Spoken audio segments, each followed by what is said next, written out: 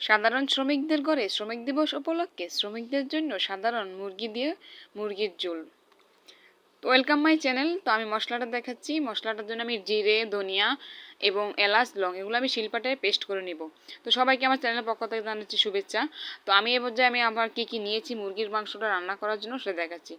নিয়েছি আলু কেটে নিয়েছি, আলু কেটে দিয়ে পরিষ্কার করে নিয়েছি। মুরগির মাংস ধুয়ে পরিষ্কার করে তারপর লবণ হলুদ মরিচ দিয়ে দিয়েছি। কিছু মরিচ বাটা ফ্রিজে ছিল অল্প একটু, এটা দিয়ে শেষ করে নেব আজকে। নিয়েছি এবং নিয়েছি পেঁয়াজ বাটা, আদা রসুন বাটা, জিরে, ওই যে মশলাটা দেখালাম একটু আগে ওইটা বাটা, আর পেঁয়াজ কুচি, তেজপাতা এবং হলো দারচিনি।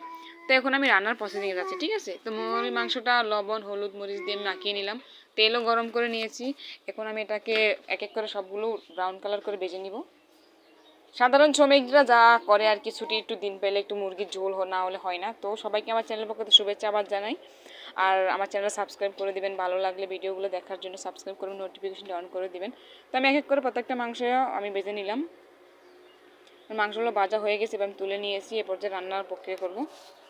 তো আমি ওই একই তেলে আমার যে আলু কুচিয়ে নিয়েছি সেটাও ভাজি করে নিয়েছি। এখন আমার মেয়ে আমাকে ডিস্টার্ব করতে চলে আসছে। তো আমি আলুগুলো এই পর্যায়ে রেখে ভেজে শেষ করে ফেলবো, এর থেকে বেশি আর ভাজবো না, কারণ এগুলো তো আবার ঝোল দিয়ে রান্না হবে। তো এই পর্যায়ে এরকম ভাজলে চলবে, আমি আর ভাজবো না।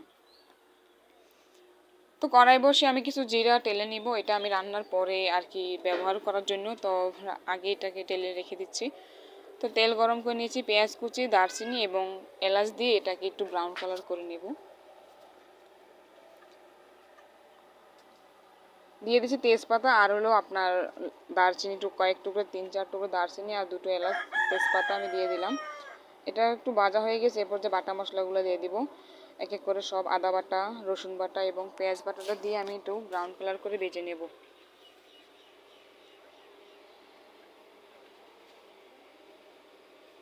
যদি ভালো লাগে আমার চ্যানেলটা আপনারা সাবস্ক্রাইব করে দিবেন এবং বেল আইকনটি বাজিয়ে দিবেন। সবার প্রতি আমার আন্তরিকটা আবদার।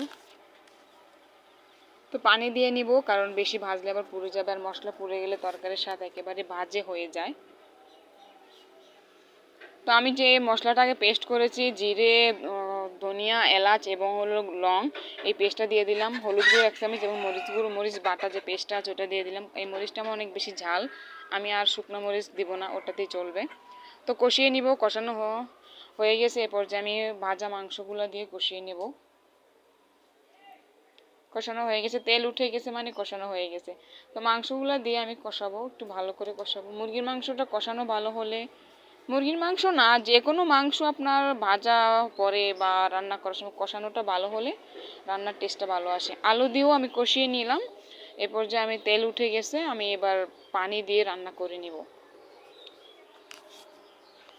পরিমাণ মতো পানি দিব, যেটু একটু হালকা ঝোল রাখবো আমি, যেটু মুরগির ঝোল এটা সাধারণ শ্রমিকদের, তো সেই উপলক্ষে আর কি একটু ঝোল দিয়ে রান্না করব আমি। হওয়া পর্যন্ত অপেক্ষা করব। তো এই পর্যায়ে হয়ে গেছে। আমি যে আগে প্রথমে জিরা টেলে রেখেছি ওইটার গুঁড়িটা এখন দিয়ে নাড়াচাড়া দিয়ে নামিয়ে নেব। তো হয়ে গেল আমাদের সাধারণ মুরগির ঝোল, গ্রামীণ স্টাইলে মুরগির ঝোল। তো দেখার জন্য ধন্যবাদ। ভালো থাকবেন, সুস্থ থাকবেন। আল্লাহ হাফেজ।